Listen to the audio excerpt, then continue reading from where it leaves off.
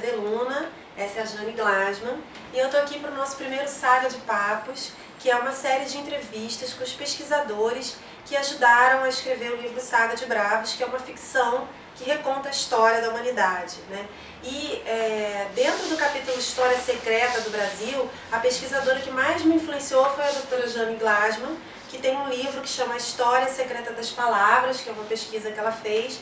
E sempre que eu falo alguma coisa sobre esse tema, as pessoas me perguntam muito se eu tenho alguma bibliografia. Então eu vim aqui entrevistar a minha bibliografia ambulante, que é a biblioteca, a doutora Jane Glasman, com 2 mestrados, 2 doutorados e um livro que eu espero que saia logo, que é a História Secreta das Palavras. E queria fazer algumas perguntas para ela sobre esse tema. Então, Jane, uma das coisas que eu achei mais interessantes na pesquisa foi sobre a presença de Salomão no Brasil na época bíblica ainda, porque a gente costuma contar a história do Brasil a partir do descobrimento pelos portugueses, mas na verdade muito antes, né, existem registros arqueológicos e linguísticos que falam dessa presença de Salomão no Brasil. Bom, em primeiro lugar, muito prazer e muito obrigada, Patrícia. E meus parabéns, antes de mais nada. Mas, quanto a Salomão, para começar, isso daqui é uma questão de que alguns historiadores já aventaram essa hipótese e que ela aparece em termos de não é nem uma palavra secreta, mas é uma palavra mais do que conhecida, mas no próprio Amazonas nós temos o rio Solimões, que seria uma corruptela de Salomão e que estaria ligado ao próprio, seria uma alusão ao próprio rei Salomão, mas não só por isso, mas uma referência ao próprio texto bíblico, que pelo texto bíblico, ele, ao construir o templo, ele teria mandado buscar materiais em terras, e essas terras teriam sido identificadas, de acordo com alguns pesquisadores, com terras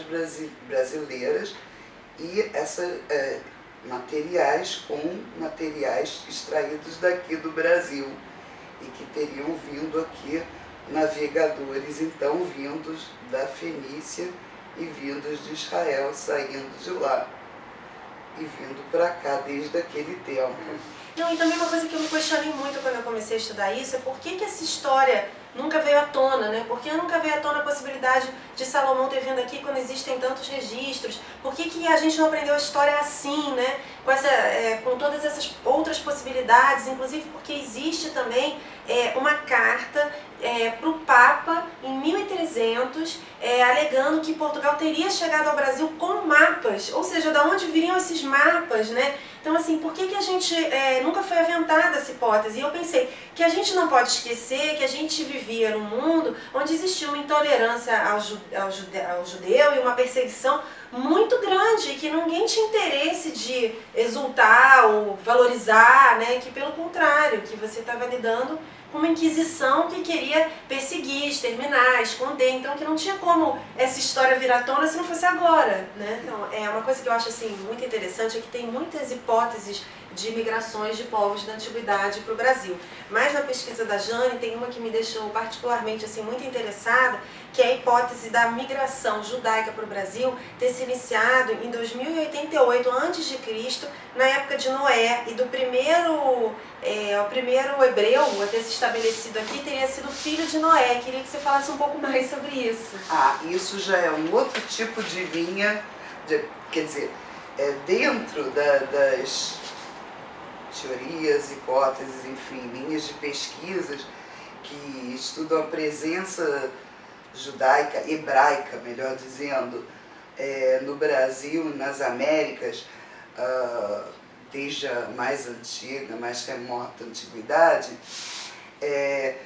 existem algumas linhas, existem desde essas que vieram com as frotas de Salomão, tem a mais remota seriam essas que teriam vindo ainda, por exemplo, tem do Penaforte, né, que seria uma coisa ainda do tempo dos semitas, desde Noé, quer dizer, eu acho um pouco extremo, mas ele vai relatando de acordo com as andanças, procurando correlacionar com as andanças, como os nomes enfim, das trajetórias, dos lugares indicados nas trajetórias bíblicas, nem sempre são identificados com lugares físicos, ou tem um aspecto simbólico, ou são ligados a vários lugares no mundo, ou vieram a ser atribuídos em vários lugares. Isso possibilitou esse tipo de interpretação. Então existe essa linha. Particularmente ela tem um caráter mais fantasioso, né, menos histórico, mas é uma linha, sem dúvida, interessante também de se considerar e não totalmente não é totalmente excludente, mas não tem, também até pela questão da antiguidade não tem tantos comprovantes, não tem como comprovar, né? Mas assim, o que levaria a crer que... Teria que se entrar necessariamente numa linha de pesquisa, de DNA, de pesquisa, mas aí entra em outros tipos de pesquisa antropológica, genética, que é muito mais complicado. E já que a gente está falando de tempos perdidos nas areias do tempo, queria que você falasse um pouco sobre a possibilidade das 10 tribos perdidas de Jerusalém, né, terem também vindo parar no Brasil. Aí já é algo mais histórico e mais viável. Queria primeiro só pedir para você explicar para quem não é não tem tanta afinidade com o tema, o que seriam as 10 tribos perdidas. Tá. Só um resumo, assim.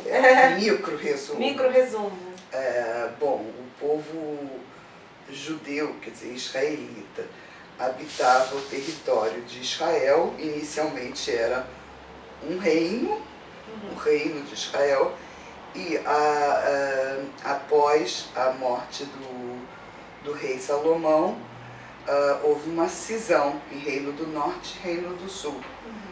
Com essa cisão entre os filhos, quer dizer que esse Reino do Norte e Reino do Sul passou a ser Reino de Israel e Reino de Judá, Reino do Norte e Reino do Sul, os reinos se tornaram mais fracos, foram invadidos. O Reino do Norte corresponderia basicamente a 10 tribos, e o Reino do Sul basicamente a 2, basicamente a tribo de Judá em sua grande essência.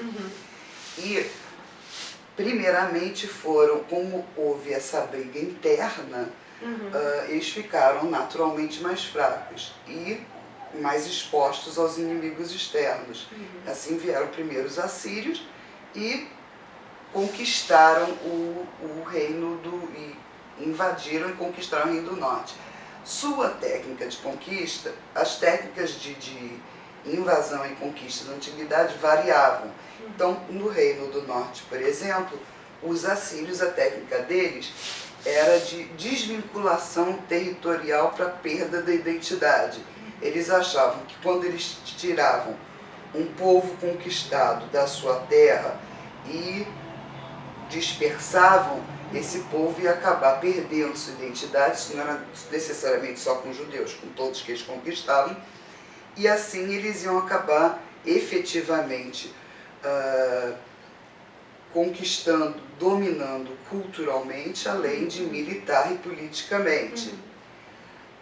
Parece que eles conseguiram algum sucesso, bastante sucesso, porque eles dizimaram essas 10 tribos, dispersaram, né? Daí vem a palavra em hebraico galut, ou golá, que significa diáspora, em grego dispersão, dispersaram e sobraram, como estou entrando um pouquinho mais em detalhe para entrar num outro aspecto que eu acho que é importante comentar aqui também, como grosso, o reino do sul de Judá.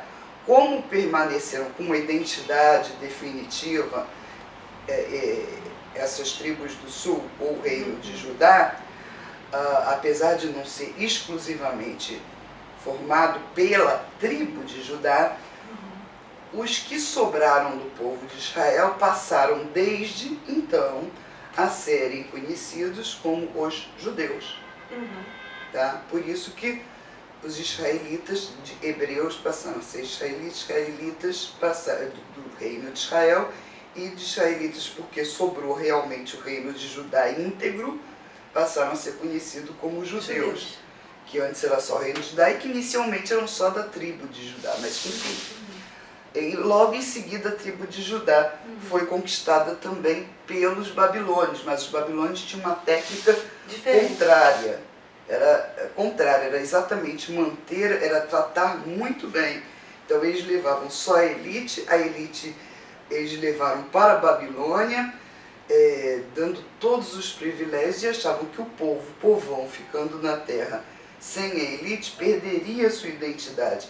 E a elite, indo príncipes, chefes militares, rabinos, enfim, sendo bem tratados, ficariam lá e se organizariam, por lá ficariam. E se identificariam também com o opressor, né?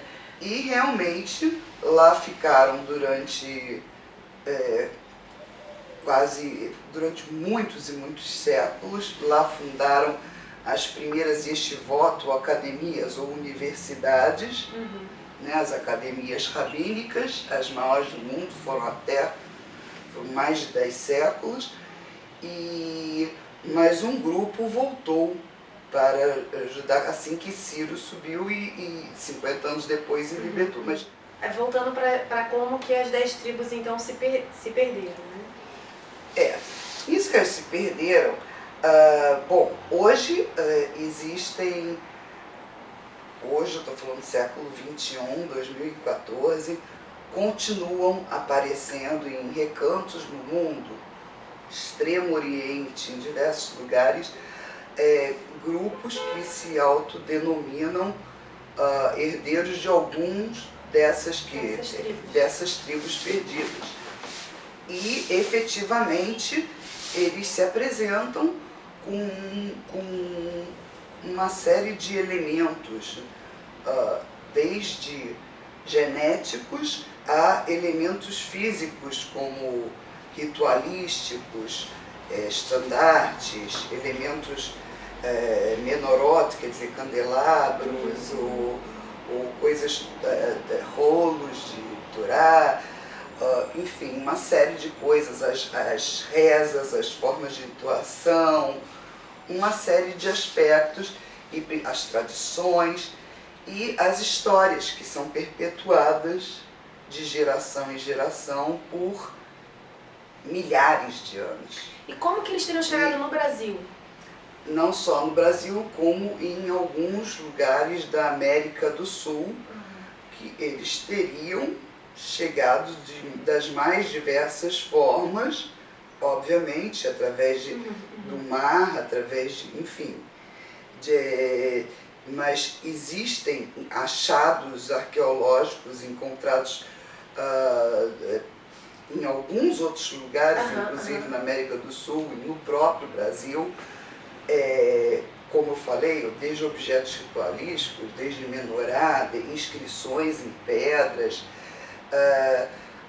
circuncisão, exatamente, práticas, principalmente em grupos, em alguns grupos indígenas, principalmente, que a gente encontra no interior, que eles se autodenominam herdeiros, que eles estão aqui, seriam herdeiros de algum grupo das 10 tribos perdidas, desde daquele tempo aqui presentes. Legal. Então agora sim, queria mudar um pouco de assunto para um tema que eu adoro, que é o mistério assim, dentro do nome Brasil, né? Toda aquela interpretação, tem toda uma interpretação cabalística da origem do nome Brasil e dessa relação com a presença judaica no descobrimento, e eu queria que você falasse desse misticismo por trás do nome Brasil.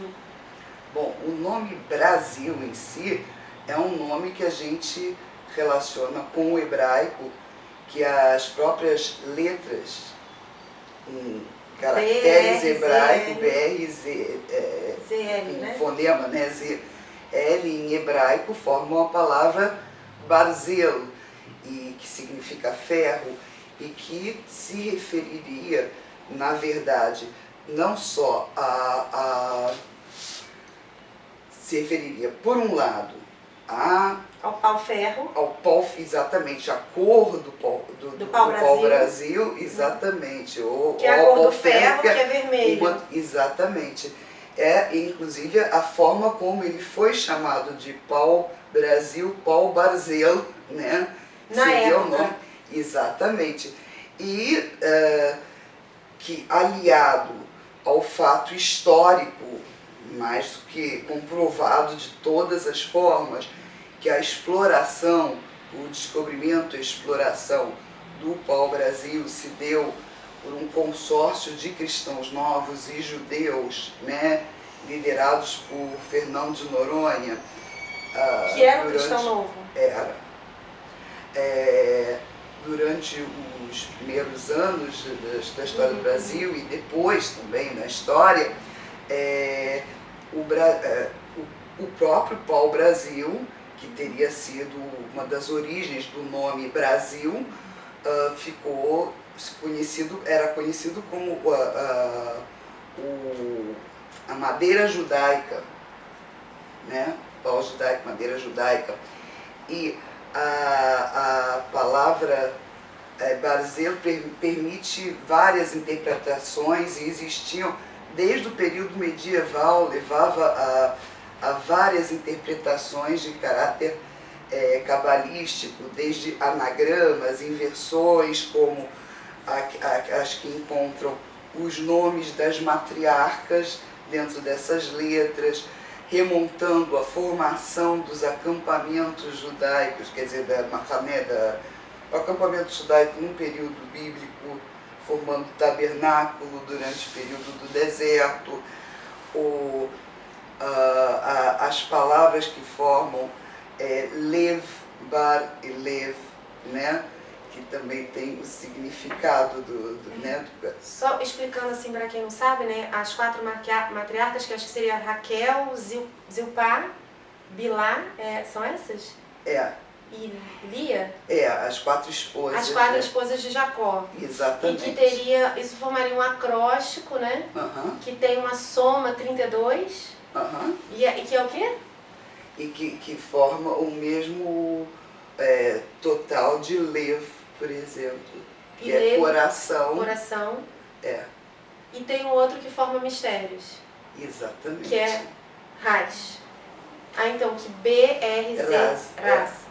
BRZL, as duas letras L e B. Isso. Formariam leve, coração. Exato. E RZ, Ras, seria mistério. Então, os mistérios do coração dentro da palavra Brasil. Exatamente. Muito legal. E a posição do tabernáculo era na época que eles estavam no deserto, é isso? Na época que eles estavam acampando no deserto, voltando do Egito. Que foi depois que passaram. E o tabernáculo era onde ficava a Arca da Aliança. A Arca da Aliança. Mas qual a relação disso com o nome Brasil? Se referia ao formato como eles iriam... O formato como cada tribo ficaria acampado. Com relação ao tabernáculo. Ao tabernáculo, exatamente. É muito mistério para poucos minutos. Aqui é só, tipo assim, um gostinho. Para saber mais, você vai ter que ler a história secreta das palavras. Falando assim, chega a ficar uma coisa até muito superficial, né? Mas aí você também, se for entrar em análise de letra, numerologia, porque a análise numerológica cabalística se baseia toda na inversão de letras, nos acrósticos, na atribuição de valor numérico, enfim, na relação e atribuição de sentido a isso e interpretação de acordo tanto com textos bíblicos como com sentidos maiores da vida, né? Com certeza. Uma coisa que eu acho muito interessante, né, é a história do Eldorado, que eu achava que era coisa do Indiana Jones, mas depois descobri a pesquisa da doutora Jane, descobri que também é uma coisa de pesquisadores. E essa busca desse Eldorado mítico, arqueológico, que existiria. Então, uma das hipóteses de um lugar que poderia ser o Eldorado são uma diversidade de lugares aqui pela América Latina. E eu queria que você falasse um pouco mais desse Eldorado e da possibilidade dele ser na Amazônia. enfim, o Eldorado, ele até hoje, na verdade até hoje, continuam procurando um Eldorado na própria Amazônia. Em vez das pessoas procurarem as riquezas óbvias, explorarem e protegerem as riquezas óbvias da Amazônia, os rios, a fauna, a flora, enfim, ficam procurando as riquezas, o ouro, brilhante, tradicionais e cobiçadas, exatamente. Que não se divulga, mas até hoje. Petróleo, ouro, pedras petróleo, preciosas, na Amazônia e o ouro, os metais, essas coisas. E até hoje, exatamente, aquilo que você tinha mencionado, aquela vez das represas, exatamente, uma tentativa escamoteada de, através das represas, de se fazer uma busca exatamente de riquezas, exatamente. É lamentável, mas existe, se existe isso, existe histórica e comprovadamente uma busca, um número absurdo de caçadores de riqueza ou exploradores, como você queira chamar, que a maioria deles teve um final muito triste, muitos sumiram, foram comidos, foram, enfim, mortos de algumas formas, outros viveram para contar a experiência, mas que oficiosamente foram explorar riquezas da Amazônia e não encontraram o Eldorado. Não necessariamente. Alguns chegaram perto do que teriam chamado de coisa do gênero, outros disseram de ter vislumbrado. Só para completar, o Manoa se referia ao lugar que efetivamente é denominado como tal, o Manoa do Eldorado. Peraí, o Manoa seria o lugar do Eldorado. Em Manoa, a palavra em hebraico, Mei Noah, Mai Shel Noah, quer dizer, as águas de Noé, e que faria ainda referência às águas do dilúvio de Noé, quer dizer, ainda uma referência a um lugar paradisíaco e onde Noé teria chegado após o dilúvio. Quer dizer, eu estou começando a achar que tudo começa em Noé. E é muito interessante porque assim, a lenda é a lenda Manoa Eldorado. Né? E a gente está um pouco igual aquele filme grego, que o cara vai explicando sobre como a civilização grega foi participando de tudo que existe na civilização ocidental. A gente está fazendo um pouco isso hoje aqui com os hebreus, né? O pior no livro é pior ainda, porque eu não sei se você está se referindo ao meu casamento grego. Eu falo que eu sou uma versão dele, que eu falo, porque no livro, enfim, na vida real, eu sempre procuro uma raiz hebraica das palavras, e é isso que a história secreta, porque na verdade é isso que eu faço, uma pesquisa filológica, mas não existe uma pesquisa filológica assim, no alto, existe uma pesquisa porque quando você ouve, quando você está procurando a história secreta das palavras, as palavras elas fluem no ar e elas flutuam, muitas pessoas não chegam à sua forma escrita, mas através dessa fala que nós estamos vendo agora de índios, de matutos, de caipiras, que nós nem chegamos a eles ainda, então eu acho que não é nesse momento que nós vamos falar deles ainda, mas enfim, é nessa fala deles que, mesmo não chegando à forma escrita, nós vemos vultos da história, e séculos de história atrás, e personagens, então nós vemos atrás bandeirantes, colonizadores, navegadores, faraós, príncipes, reis, caravelas, frotas, enfim, pirâmides, templos, muitas coisas, tudo isso, os fantasmas de tudo isso flutua atrás de todas essas palavras. Que poético. Aliás, primeiro era o verbo, né? Já dizia a Bíblia, primeiro era o verbo, né? E depois as coisas foram se materializando. Então, assim, a busca pelas palavras é a busca pelos mistérios, né? E uma coisa que eu acho também, já que a gente está falando de palavras, né, que ficaram através do tempo, queria que você falasse um pouco sobre essas inscrições antigas em hebraico, em fenício, que existem no Brasil, e especialmente sobre o mistério da Pedra da Gávea. Ah, esse é ótimo. Esse é muito bom, porque, bom, não é só na Pedra da Gávea, nós temos em outros lugares do Brasil, nós temos inscrições na Amazônia, já que a gente está falando de Amazônia, nós temos inscrições, quem gosta de inscrição mesmo, na Paraíba, aí tem uma bela inscrição, um belíssimo texto lá, bem grande. E na Pedra da Gávea é uma das mais famosas, mesmo porque apareceu naquele filme do Roberto Carlos, né? É.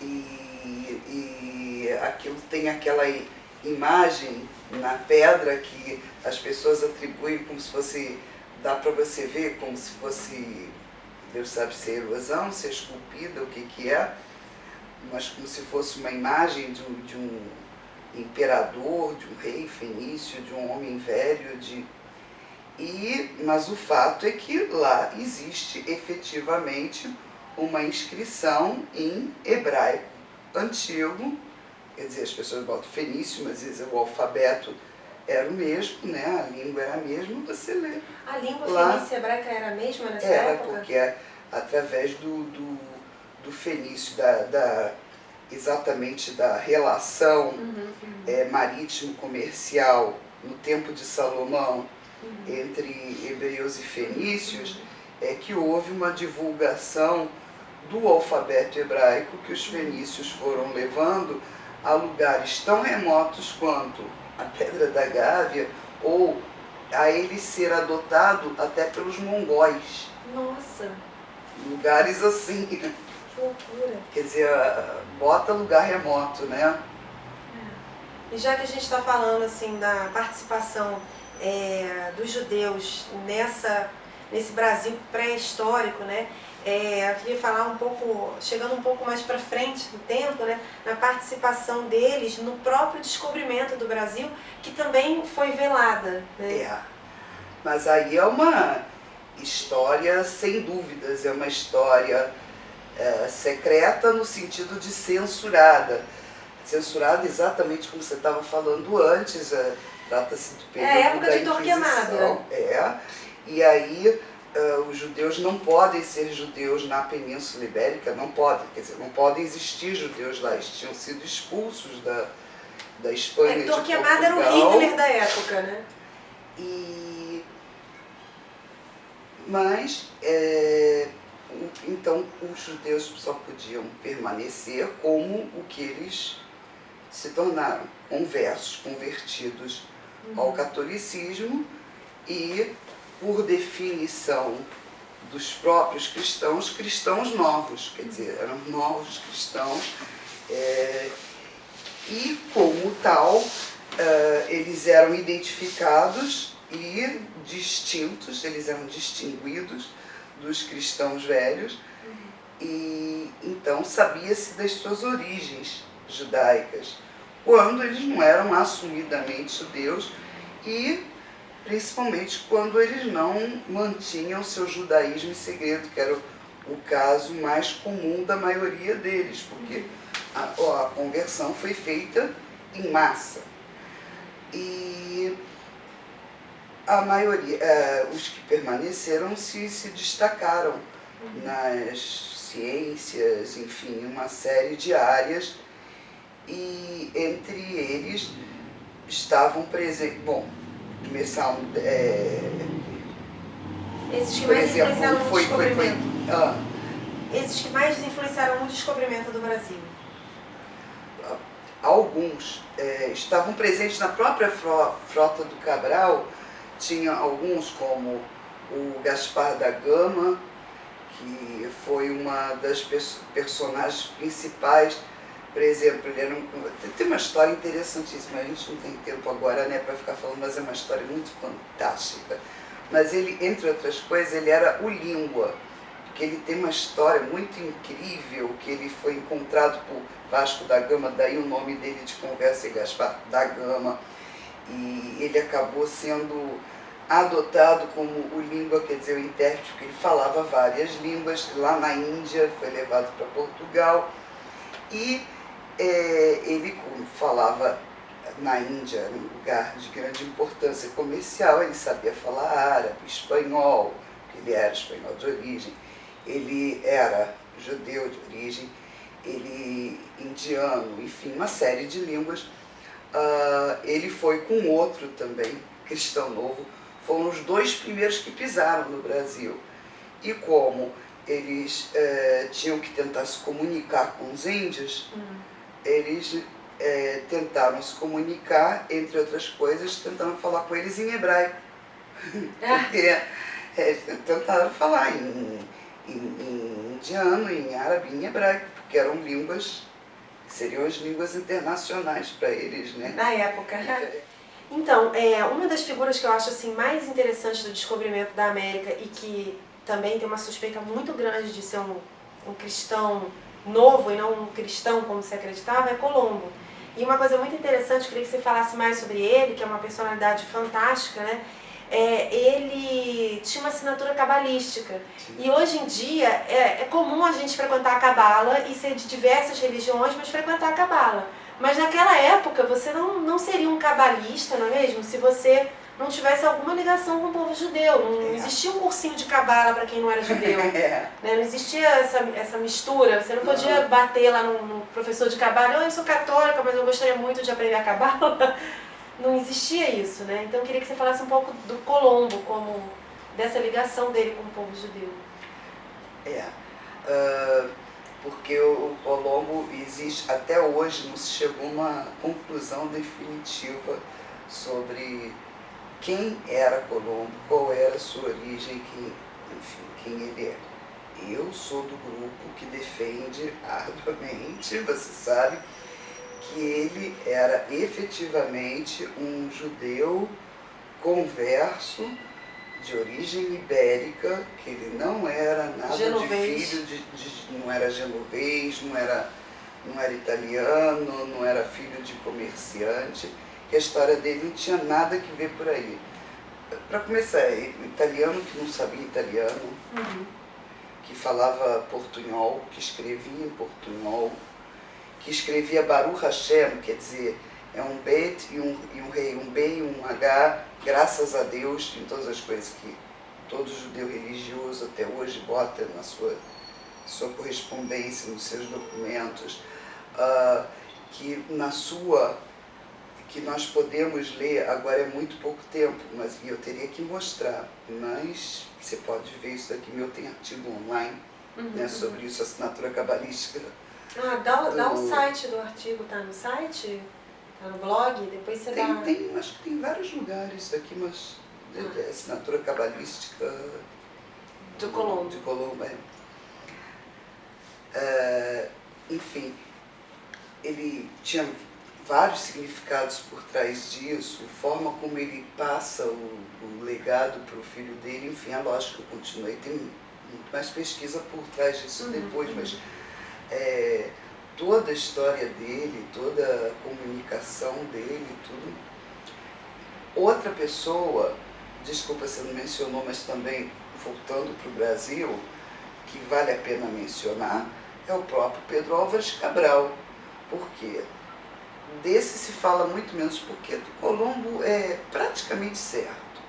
Uma outra coisa, desculpa, que vale a pena também mencionar do Colombo, é que um detalhe muito interessante na história, que é mais do que uma coincidência, é que assim, junto, se a gente pega o livro real da Espanha, verdadeiro, histórico, o Edito de Expulsão dos Judeus está lá, assinado, logo em seguida, você vê, logo depois, tem o da saída, da autorização da saída de Colombo para a América. E é uma coisa logo em seguida, coincidência. E também ele deixou um livro que é muito interessante, que chama, se eu não me engano, ele se chama Nova Jerusalém, e é uma compilação de profecias sobre a América, sobre a descoberta desse continente, a descoberta de uma terra prometida, que ele achava que ele estaria indo descobrir essa terra prometida. Ele fala muitas vezes que ele é o escolhido, que ele é um escolhido. Assumir essa postura messiânica, que era a postura de todos os rabinos judeus ibéricos medievais, cristãos novos ou não. Que era uma postura messiânica? Era a postura messiânica. Por que, Jane? Porque exatamente em função dessa expulsão da Península Ibérica, eles estavam vendo quase como um final dos tempos e procurando uma esperança messiânica. Então, queria que você falasse, que eu acabei te interrompendo, do Pedro Álvares Cabral. Por exemplo, ele era de uma cidade de cristãos novos, que hoje em dia já tem sido bastante explorada essa questão, reconhecida, as pessoas identificadas, inclusive já tem até rabino hoje em dia lá, mas que de marranos, quer dizer, de judeus que praticaram e que permaneceram por 500 anos ligados ao judaísmo secretamente, tanto que eles se achavam os últimos judeus. Olha, e a cidade de Pedro Álvares Cabral. Quer dizer, não eles, não só eles, mas enfim, em diversos outros lugares também. Mas, quer dizer, cheio de marrano lá, e ele não, nada. Fora disso, outros aspectos biográficos dele, tanto da história da mãe dele, da mulher e tudo, enfim, apontam para as possíveis origens dele. Mas dele está mais longe de... ainda falta mais estudo do que do próprio Colombo. E mais polêmica. Um outro da frota que eu gostaria de mencionar, prometo, falo rapidinho. É Mestre Vizinho, que era o cartógrafo da frota, que volta para um aspecto que você mencionou antes, aí nisso aqui a gente pode dar uma fechada, que ele é o físico oficial e cartógrafo. Aí ele escreve, por exemplo, uma carta para o rei e menciona, aqui encontramos assim e tal, faz um desenho, faz um mapa, como a Terra, como já tinha no mapa de tal época anterior, de Peru, tal. Quer dizer, ele menciona um outro mapa. Um mapa anterior de conhecimento do rei e de todo mundo. E eu também já ouvi sobre um estudo das correntes ali do lugar por onde eles chegaram, que ali quem não conhecia a corrente seria jogado automaticamente para fora daquele lugar, que não tinha como entrar por aquele lugar específico onde eles entraram sem o estudo das correntes, né? Que seria um outro indício de que existia já um mapa, que existia já pessoas que teriam vindo, e eu acho um dado bem forte, porque existe essa carta mesmo, né? E ainda, que é ele dizendo, chegamos aqui de acordo com aquele mapa tal, quer dizer. E a carta que eu gostaria muito, assim, de fazer um programa, aquela assim, invadindo os arquivos do Vaticano. Eu queria ver essa tal carta que foi escrita em 1300, se eu não me engano, é Dom Afonso. De Dom Afonso. Que manda para o Papa uma carta dizendo, olha, nós chegamos ao Brasil, né, de acordo, acho que na época não chamava Brasil, né? Chegamos a essa região e tal, nananana, e com Sancho Brandão, que era o navegador. Existe também uma outra questão, que a palavra Brasil, também existem uma série de outros lugares míticos e reais, localizados em mapas, tanto que no livro você vê tem um monte de mapas e de lugares chamados Brasil. Esse dava pra gente fazer um programa só sobre os nomes e origens do Brasil. Nossa! Dá pra gente fazer um bate-papo só sobre cartografia. Sobre cartografia e a origem do nome Brasil. O que eu fui pesquisar de mapa é impressionante. Sim, de mapa, estou falando de um detalhe técnico concreto. E a presença em lendas. Uma questão objetiva e outra questão presença nas lendas. Então você vai ver em lendas celtas, né, lendas britânicas. Aí é outro aspecto. Aí você vai ver onde se encontra a lenda com a realidade. Aí dá um terceiro aspecto. Então, quer falar mais alguma coisa? Você tem que falar assim, gente, para. Não, eu acho assim que a gente tem muito assunto para falar. A gente tem que combinar um próximo, né? Mas esse foi o nosso Saga de Papos, entrevistando os pesquisadores que mais influenciaram na construção dessa ficção, que é o Saga de Bravos. E a gente está aqui falando um pouco sobre essa pesquisa que virou um livro maravilhoso que chama História Secreta das Palavras, que eu espero que esteja em breve publicado, que é bombástico, né? E por enquanto só aqui. Então, obrigada, Jane, e adorei. Muito obrigada. Até o próximo.